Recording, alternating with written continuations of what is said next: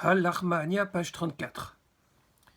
Al-Rahmania de Achlou Havatana Be'ara de Mitzrayim. Voici le pain de misère que nos ancêtres ont mangé en Égypte.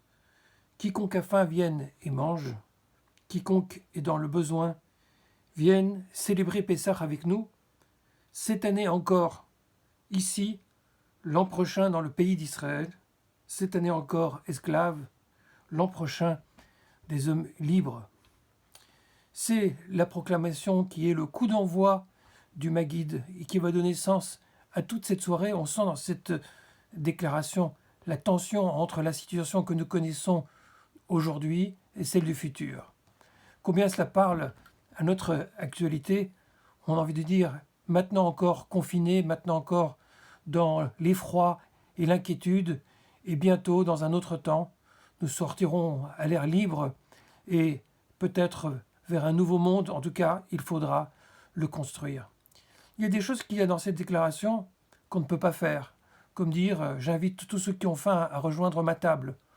Cette année-ci, nous ne pourrons être ensemble que virtuellement, mais nous pouvons nous nourrir spirituellement les uns et les autres, et c'est ce que j'aimerais faire avec vous. Cette déclaration, vous l'avez remarqué aussi, est en araméen. On entend à la consonance que ce n'est pas de l'hébreu. L'araméen a été une langue parlée par les Juifs pendant la période du Second Temple et pendant une longue période ensuite, en Eretz Israël même, et ensuite en Babylonie. Pourquoi est-elle en araméen ? Mais parce que c'était la langue vernaculaire, la langue que tout le monde comprenait. Mais on peut comprendre aussi que c'est la langue de l'exil, la langue de ceux qui ne sont pas encore libérés. La fin de la déclaration d'ailleurs, qui parle de Jérusalem, tend vers l'hébreu, les Shana Abba'a Bene Chorim, l'an prochain des hommes libres. Et à la fin du Maguide, à la fin de la Haggadah, nous chanterons en hébreu les Shana Abba Birushalayim.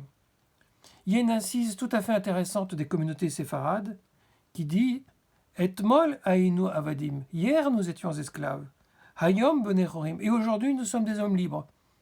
Il y a évidemment une tension entre cette coutume séfarade et le Al-Rahmania classique.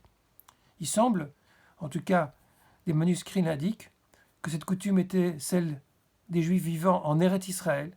Ils étaient déjà en Eretz Israël, et pour eux la question de la liberté, c'était une question immédiate, une question actuelle, et qui sait, bientôt elle deviendra actuelle pour nous tous.